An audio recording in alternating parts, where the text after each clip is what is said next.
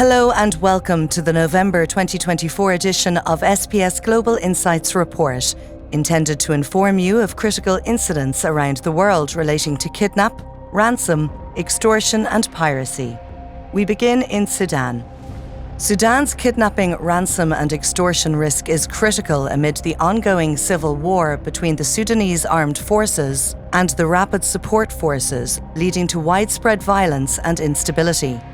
After many foreign nationals withdrew following the outbreak of the war, international attention and reporting on high-profile detainments has dropped. UN reports indicate that only 2% of abductions and sexual violence incidents are reported, demonstrating that the risk remains exceptionally high and largely misrepresented. Anyone present in Sudan is at risk of kidnapping. A notable example was when CNN's chief international correspondent Clarissa Ward and her camera crew were detained for 48 hours by a Sudanese militia while reporting in Darfur in October 2023. Further incidents this year, including the June kidnapping of a Sudanese journalist held for 2 weeks, and the August abduction of another journalist for a ransom of $1.6 million, underscore the pervasive risk present. Historically, foreign nationals have been targeted, and whilst international attention on Sudan remains limited, the risks remain omnipresent across the country.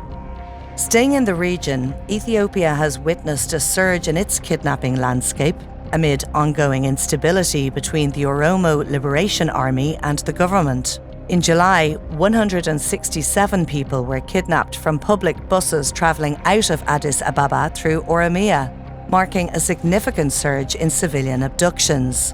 The OLA, once focused on targeting state personnel, has since shifted towards kidnapping civilians, driven by dwindling international financial support and the loss of a central command structure. This has made ransom kidnappings a key income source for fragmented OLA splinter cells. In addition, humanitarian workers are increasingly targeted. In July, an Ethiopian aid worker was kidnapped and killed, marking the 8th humanitarian death this year and the 14th kidnapping. The risks are compounded by reports of government involvement in ransom schemes, either through neglect or active participation. Mass abductions like the one in October that saw 48 people kidnapped or killed highlight the growing danger.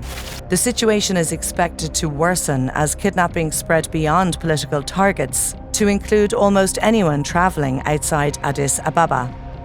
Finally, moving across to Colombia, the KRE risk there remains high amid ongoing challenges in peace negotiations with violent paramilitary groups. The government's Total Peace Plan, introduced in 2022 and aimed at addressing violent criminal groups, has suffered setbacks as negotiations with the largest paramilitary, known as the ELN, stalled in August.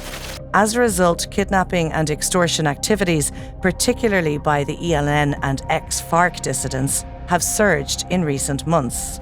In October 2023, Colombia recorded the highest number of kidnappings in a single month since 2018, with 43 reported cases.